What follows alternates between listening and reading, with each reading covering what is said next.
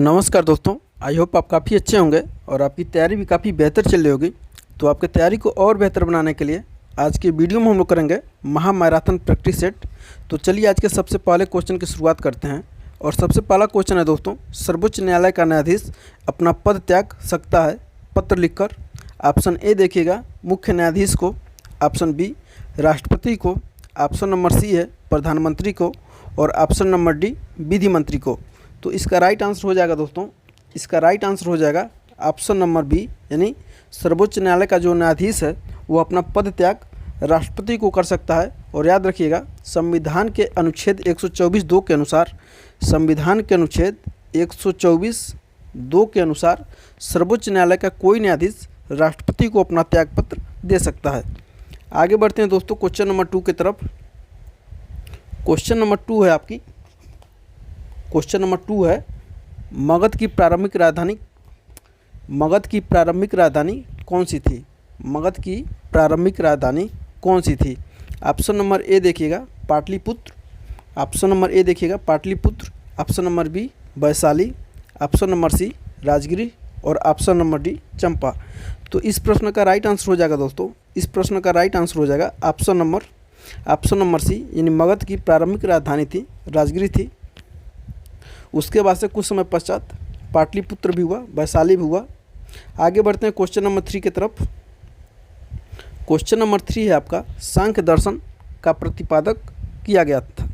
सांख्य दर्शन का प्रतिपादित किया गया है किसके द्वारा? ऑप्शन नंबर ए देखिएगा गौतम के द्वारा, ऑप्शन नंबर बी जैमिनी के द्वारा, ऑप्शन नंबर सी कपिल के द्वारा और ऑप्शन नंबर डी पतंजलि के द्वारा, ऑप्शन नंबर डी पतंजलि के द्वारा। तो इसका राइट आंसर हो जाएगा दोस्तों, सांख्य दर्शन का प्रतिपादन जो है किसने किया था? तो कपिल ने। आगे बढ़ते हैं क्वेश्चन नंबर 4 की तरफ। क्वेश्चन नंबर 4 है आपका खानवा के युद्ध में पराजित हुआ था। खानवा के युद्ध में कौन पराजित हुआ था? ऑप्शन नंबर ए देखिएगा Rana Sanga, option number B Hemu, option number C माफ़ करिएगा दोस्तों, ऑप्शन नंबर ए है Rana Pratap, option number B Hemu, option number C Rana Sanga और ऑप्शन नंबर डी है अलाउद्दीन खिलजी। तो इस प्रश्न का राइट आंसर हो जाएगा दोस्तों, इस प्रश्न का राइट आंसर हो जाएगा ऑप्शन नंबर सी, यानी खानवा के युद्ध में कौन पराजित हुआ था? राणा सांगा पराजित हुआ था। और आपकी जानकारी के लिए बता दें, खानवा का युद्ध बाबर और राणा सांगा के बीच हुआ था। बाबर और राणा सांगा के बीच हुआ था कब? तो 1527 में, 1527 में हुआ था बाबर और राणा सांगा के बीच खानवा का युद्ध, जिसमें राणा सांगा पराजित हुआ। आगे बढ़ते हैं दोस्तों क्वेश्चन नंबर 5 की तरफ। क्वेश्चन नंबर 5 है सूर्य से पृथ्वी तक प्रकाश के पहुंचने में लगभग समय लगता है। सूर्य से पृथ्वी तक प्रकाश के पहुंचने में लगभग समय लगता है। ऑप्शन नंबर ए देखिएगा 2 मिनट का, ऑप्शन नंबर बी 4 मिनट का, ऑप्शन नंबर सी 8 मिनट का और ऑप्शन नंबर डी 16 मिनट का। तो इस प्रश्न का राइट आंसर हो जाएगा दोस्तों ऑप्शन नंबर सी, यानी सूर्य से पृथ्वी तक प्रकाश पहुंचने में लगभग 8 मिनट का समय लगता है। आगे बढ़ते हैं क्वेश्चन नंबर 6 की तरफ। क्वेश्चन नंबर 6 है आपका निम्नलिखित में से सबसे प्राचीन पर्वत श्रृंखला कौन सी है? निम्नलिखित में से सबसे प्राचीन पर्वत श्रृंखला कौन सी है? ऑप्शन नंबर ए देखिएगा Himalaya, option number B Aravalli, option number C Vindhya और ऑप्शन नंबर डी सतपुड़ा। तो इसका राइट आंसर हो जाएगा दोस्तों ऑप्शन नंबर बी, यानी सबसे प्राचीन पर्वत श्रृंखला अरावली है। और अरावली श्रेणी दोस्तों गुजरात के पालनपुर से लेकर राजस्थान में हरियाणा से होकर दिल्ली तक लगभग 800 किलोमीटर की लंबाई तक फैली है। और इसकी सर्वोच्च चोटी अगर आपसे पूछा जाए तो गुरु शिखर है। इसका सर्वोच्च चोटी पूछा जाए तो गुरु शिखर। आगे बढ़ते हैं दोस्तों क्वेश्चन नंबर 7 की तरफ। क्वेश्चन नंबर 7 देखिएगा भारत का आकार में विश्व का 5वां सबसे बड़ा देश। ऑप्शन नंबर बी 6वां सबसे बड़ा देश, ऑप्शन नंबर सी 7वां सबसे बड़ा देश और ऑप्शन नंबर डी उपयुक्त में से कोई नहीं। तो इसका राइट आंसर हो जाएगा दोस्तों भारत विश्व का 7वां सबसे बड़ा देश है। आगे बढ़ते हैं क्वेश्चन नंबर 8 की तरफ। संविधान के किस भाग में 300 पानों में पंचायतें बनाने की परिकल्पना की गई है? क्वेश्चन नंबर 8 में आपसे पूछा जा रहा है संविधान के किस भाग में 300 पानों में पंचायतें बनाने की परिकल्पना की गई है। ऑप्शन नंबर ए देखिएगा भाग 9 में, ऑप्शन नंबर बी भाग 10 में, ऑप्शन नंबर सी भाग 11 में और ऑप्शन नंबर डी भाग 12 में। तो इसका राइट आंसर हो जाएगा दोस्तों ऑप्शन नंबर ए यानी भाग 9। आगे बढ़ते हैं क्वेश्चन नंबर 9 की तरफ। क्वेश्चन नंबर 9 है दोस्तों, द्वितीय बौद्ध समिति का आयोजन कहाँ हुआ था? द्वितीय बौद्ध समिति का आयोजन कहाँ हुआ था? ऑप्शन नंबर ए देखिएगा Rajgiri, option number B Vaishali, option number C Pataliputra और ऑप्शन नंबर डी काशी या वाराणसी। तो इसका राइट आंसर हो जाएगा दोस्तों ऑप्शन नंबर बी यानी द्वितीय बौद्ध संगीति का जो आयोजन हुआ था कहाँ पे हुआ था? वैशाली में हुआ था। और आपसे क्वेश्चन में पूछा जाए प्रथम बौद्ध संगीति का आयोजन कहाँ हुआ था, तो प्रथम बौद्ध संगीति का आयोजन हुआ था दोस्तों राजगिरी में। आगे बढ़ते हैं क्वेश्चन नंबर 10 की तरफ। क्वेश्चन नंबर 10 है, विलियम बेंटिक के द्वारा सती प्रथा किस वर्ष समाप्त की गई? विलियम बेंटिक के द्वारा सती प्रथा किस वर्ष समाप्त की गई? ऑप्शन नंबर ए देखिएगा 1823 में, ऑप्शन नंबर बी 1827 में, ऑप्शन नंबर सी 1829 में और ऑप्शन नंबर डी 1830 में।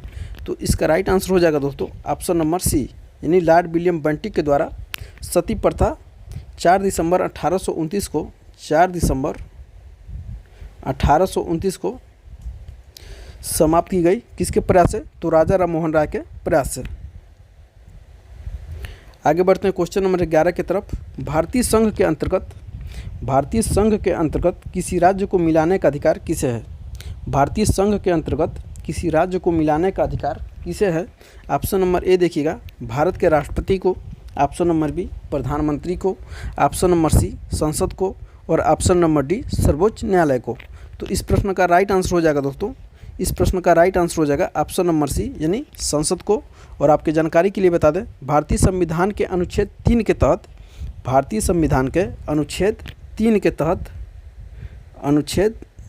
के तहत नए राज्यों के निर्माण, उनके क्षेत्रों, सीमाओं तथा नामों में परिवर्तन करने का अधिकार किसको है? तो भारतीय संसद को है। आगे बढ़ते हैं क्वेश्चन नंबर 12 की तरफ। संविधान के अंतर्गत मूल अधिकारों का संरक्षक कौन है? संविधान के अंतर्गत मूल अधिकारों का संरक्षक कौन है? ऑप्शन नंबर ए देखिएगा संसद, ऑप्शन नंबर बी राष्ट्रपति, ऑप्शन नंबर सी सर्वोच्च न्यायालय और ऑप्शन नंबर डी मंत्रिमंडल। तो इसका राइट आंसर हो जाएगा दोस्तों, इसका राइट आंसर हो जाएगा ऑप्शन नंबर सी यानी भारतीय संविधान के अंतर्गत मूल अधिकारों का जो संरक्षक होता है दोस्तों सर्वोच्च न्यायालय होता है। आगे बढ़ते हैं क्वेश्चन नंबर 13 की तरफ। काफ़ी महत्वपूर्ण क्वेश्चन है। समान कार्य के लिए समान वेतन, समान कार्य के लिए समान वेतन भारत के संविधान में सुनिश्चित किया गया है। ऑप्शन नंबर ए देखिएगा मौलिक अधिकार में, ऑप्शन नंबर बी राज्य के नीति निर्देशक सिद्धांत में, ऑप्शन नंबर सी मौलिक कर्तव्य में और ऑप्शन नंबर डी आर्थिक अधिकार में। आपसे क्वेश्चन में पूछा जा रहा है दोस्तों समान कार्य के लिए समान वेतन, तो इसका राइट आंसर हो जाएगा दोस्तों ऑप्शन नंबर बी यानी राज्य के नीति निर्देशक सिद्धांत में। और समान कार्य के लिए समान वेतन, समान कार्य के लिए समान वेतन अनुच्छेद 39 घ में, अनुच्छेद 39 घ में है और स्त्री और पुरुष को समान कार्य के लिए समान वेतन का प्रावधान किया गया है। आगे बढ़ते हैं क्वेश्चन नंबर 14 की तरफ। काफ़ी महत्वपूर्ण है। भारत की सबसे लंबी नदी है, भारत की सबसे लंबी नदी है। ऑप्शन नंबर ए देखिएगा Brahmaputra, option number B Ganga, option number C Godavari और ऑप्शन नंबर डी सिंधु। तो इसका राइट आंसर हो जाएगा दोस्तों ऑप्शन नंबर बी यानी भारत की सबसे लंबी नदी जो है गंगा है। आगे बढ़ते हैं क्वेश्चन नंबर 15 की तरफ। भारत का सबसे बड़ा जलप्रपात जोग जलप्रपात किस नदी पर स्थित है? भारत का सबसे बड़ा जलप्रपात जोग जलप्रपात किस नदी पर है? ऑप्शन नंबर ए देखिएगा शरावती नदी, ऑप्शन नंबर बी कावेरी नदी, ऑप्शन नंबर सी गोदावरी नदी और ऑप्शन नंबर डी नर्मदा नदी। तो इसका राइट आंसर हो जाएगा दोस्तों ऑप्शन नंबर ए यानी जोग जलप्रपात जो दोस्तों शरावती नदी पर है। और शरावती नदी है कहाँ पे? तो कर्नाटक में। शरावती नदी है कहाँ पे? तो कर्नाटक में।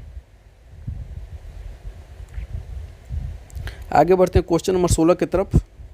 विश्व का सर्वाधिक काफ़ी उत्पादक देश है, विश्व का सर्वाधिक काफ़ी उत्पादक देश है। ऑप्शन नंबर ए देखिएगा Bolivia, option number B Brazil, option number C चीन, ऑप्शन नंबर डी भारत। तो इसका राइट आंसर हो जाएगा दोस्तों ऑप्शन नंबर बी, यानी सर्वाधिक कॉफ़ी उत्पादक जो देश है वो क्या है, तो ब्राज़ील है।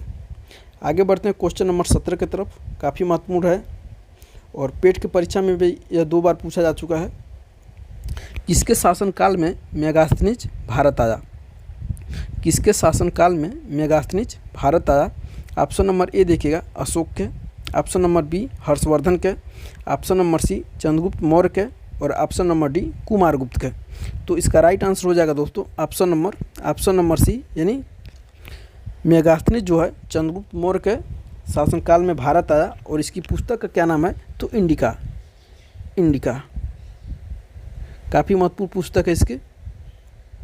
आगे बढ़ते हैं क्वेश्चन नंबर 18 की तरफ। क्वेश्चन नंबर 18, दीन ए इलाही का प्रचार किस शासक ने किया था? दीन ए इलाही का प्रचार किस शासक ने किया था? ऑप्शन नंबर ए देखिएगा Babur, option number B Akbar, option number C Aurangzeb और ऑप्शन नंबर डी शाहजहाँ। तो इसका राइट आंसर हो जाएगा दोस्तों दीन ए इलाही का प्रचार अकबर ने किया था और इसका राइट आंसर हो जाएगा ऑप्शन नंबर बी। आगे बढ़ते हैं क्वेश्चन नंबर 19 की तरफ। गुलबदन बेगम पुत्री थी। गुलबदन बेगम पुत्री थी। ऑप्शन नंबर ए देखिएगा बाबर की, ऑप्शन नंबर बी हुमायूं की, ऑप्शन नंबर सी शाहजहाँ की और ऑप्शन नंबर डी औरंगजेब की। तो इसका राइट आंसर हो जाएगा दोस्तों ऑप्शन नंबर ए, यानी गुलबदन बेगम जो है पुत्री किसकी थी, तो बाबर की पुत्री थी, हुमायूं की बहन थी और अकबर की बुआ थी। और अकबर के ही कहने पर गुलबदन बेगम ने हुमायूंनामा की रचना की थी। हुमायूंनामा काफ़ी महत्वपूर्ण पुस्तक है। हुमायूंनामा गुलबदन बेगम के द्वारा लिखा गया है। आगे बढ़ते हैं दोस्तों क्वेश्चन नंबर 20 की तरफ। क्वेश्चन नंबर 20, क्वेश्चन नंबर 20, 1857 के स्वाधीनता संग्राम का प्रतीक था। 1857 के स्वाधीनता संग्राम का प्रतीक था। ऑप्शन नंबर ए देखिएगा कमल और रोटी, ऑप्शन नंबर बी बाज, ऑप्शन नंबर सी रुमाल और ऑप्शन नंबर डी 2 तलवारें। तो इसका राइट आंसर हो जाएगा दोस्तों ऑप्शन नंबर ए, यानी कमल और रोटी 1857 के स्वाधीनता संग्राम का क्या था, प्रतीक था। मैं आशा करता हूँ क्वेश्चन आपको समझ में आ रहे होंगे। आगे बढ़ते हैं दोस्तों क्वेश्चन नंबर 21 की तरफ। नील दर्पण नाटक का लेखक कौन था? नील दर्पण नाटक का लेखक कौन था? ऑप्शन नंबर ए देखिएगा Taranath Bandopadhyay, option number B Taranath Ghosh, option number C Dinabandhu Mitra और ऑप्शन नंबर डी है बंकिम चंद्र चटर्जी। तो इसका राइट आंसर हो जाएगा दोस्तों ऑप्शन नंबर सी, यानी दीनबंधु मित्र के द्वारा नील दर्पण नामक पुस्तक का रचना किया गया है। आगे बढ़ते हैं क्वेश्चन नंबर 22, भारतीय राष्ट्रीय कांग्रेस के पहले अध्यक्ष कौन थे? भारतीय राष्ट्रीय कांग्रेस के पहले अध्यक्ष कौन थे? ऑप्शन नंबर ए देखिएगा A O Hume, option number B WC Banerjee, option number C देखिएगा दादा भाई नौरोजी और ऑप्शन नंबर डी इनमें से कोई नहीं। क्वेश्चन में आपसे पूछा जा रहा है भारतीय राष्ट्रीय कांग्रेस के पहले अध्यक्ष कौन थे? तो इसका राइट आंसर हो जाएगा दोस्तों WC बनर्जी।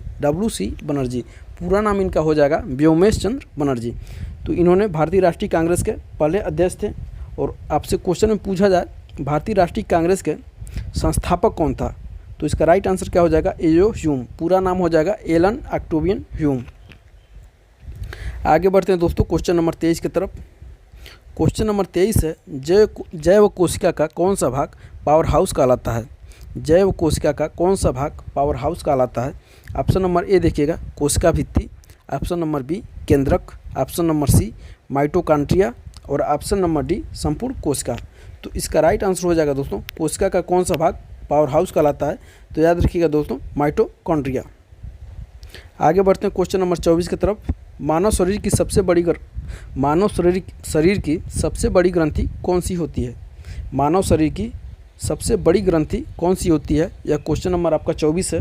और ऑप्शन नंबर ए देखिएगा यकृत, ऑप्शन नंबर बी अग्नाशय और ऑप्शन नंबर सी अवटु और ऑप्शन नंबर डी अमाशय। तो इसका राइट आंसर हो जाएगा दोस्तों मानव शरीर की सबसे बड़ी ग्रंथि यकृत होती है। आगे बढ़ते हैं क्वेश्चन नंबर 25 की तरफ। माफ़ करिए दोस्तों, क्वेश्चन नंबर 25 है जल में घुलनशील विटामिन है। जल में घुलनशील विटामिन है। ऑप्शन नंबर ए देखिएगा vitamin A, option number B vitamin C और option number C vitamin D है और ऑप्शन नंबर डी में क्या दिया है विटामिन ई। तो इसका राइट आंसर हो जाएगा दोस्तों ऑप्शन नंबर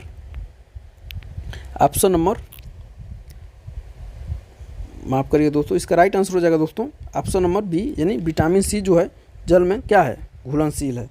जल में घुलनशील है, बी और सी। आपसे क्वेश्चन में पूछा जाए कौन कौन सा विटामिन, वे कौन विटामिन है जो जल में घुलनशील हैं, तो बी और सी, बी और सी। बाकी ई, ए, डी, ई के जो हैं वसा में घुलनशील हैं। आगे बढ़ते हैं क्वेश्चन नंबर 26 की तरफ। घाव भरने के लिए निम्नलिखित विटामिनों में कौन सहायक है। घाव भरने के लिए निम्नलिखित विटामिनों में से कौन सहायक है। ऑप्शन नंबर ए देखिएगा vitamin A, option number B vitamin B, option number C vitamin C और ऑप्शन नंबर डी है विटामिन डी। तो घाव भरने के लिए दोस्तों विटामिन सी सबसे सहायक है और इसका राइट आंसर हो जाएगा ऑप्शन नंबर सी। आगे बढ़ते हैं क्वेश्चन नंबर 27। विटामिन सी का सर्वाधिक प्रचुर स्रोत है। विटामिन सी का सर्वाधिक प्रचुर स्रोत है। ऑप्शन नंबर ए देखिएगा आलू, ऑप्शन नंबर बी गन्ना, ऑप्शन नंबर सी संतरा और ऑप्शन नंबर डी चुकंदर। तो इसका राइट आंसर हो जाएगा दोस्तों ऑप्शन नंबर सी, यानी विटामिन सी का सर्वाधिक प्रचुर स्रोत जो है क्या है, संतरा है। और विटामिन सी खट्टे रसेदार फलों में पाया जाता है और विटामिन सी का सर्वाधिक प्रचुर स्रोत का भी है तो एक आंवला भी है, आंवला। आगे बढ़ते हैं क्वेश्चन नंबर 28 की तरफ। प्राचीन भारत का नेपोलियन किसे कहा जाता है। क्वेश्चन नंबर 28 है आपका, प्राचीन भारत का नेपोलियन किसे कहा जाता है। ऑप्शन नंबर ए देखिएगा Samudragupta, option number B Chandragupta द्वितीय Vikramaditya, option number C Kumaragupta और ऑप्शन नंबर डी उपयुक्त में से कोई नहीं। तो इसका राइट आंसर हो जाएगा दोस्तों ऑप्शन नंबर ए, यानी समुद्रगुप्त को भारत का नेपोलियन कहा जाता है। और विसेंट स्मिथ ने समुद्रगुप्त के विजयों को देखते हुए समुद्रगुप्त को भारत का नेपोलियन कहा है। काफ़ी महत्वपूर्ण क्वेश्चन है question number 29। Poverty and the un British rule India नामक पुस्तक किसने लिखी। ऑप्शन नंबर ए देखिएगा Amartya Sen, option number B Ramesh Chandra Dutt, option number C Gopal Krishna Gokhale और ऑप्शन नंबर डी दादा भाई नौरोजी। तो इसका राइट आंसर हो जाएगा दोस्तों ऑप्शन नंबर डी दादा भाई नौरोजी। यह इतना महत्वपूर्ण क्वेश्चन है कि लगभग दसों बार इस क्वेश्चन को देख लिए होंगे हम। आगे बढ़ते हैं क्वेश्चन नंबर 30 की तरफ। काफ़ी महत्वपूर्ण रहेगा ये क्वेश्चन आपके लिए। राम मोहन राय को राजा की उपाधि किसने दी थी। राम मोहन राय को राजा की उपाधि किसने दी थी। ऑप्शन नंबर ए देखिएगा Lord William Bentinck, option number B Akbar द्वितीय, ऑप्शन नंबर सी ब्रह्म समाज के अनुयायियों ने और ऑप्शन नंबर डी सती प्रथा के विरोध करने वाले बुद्धिजीवियों ने।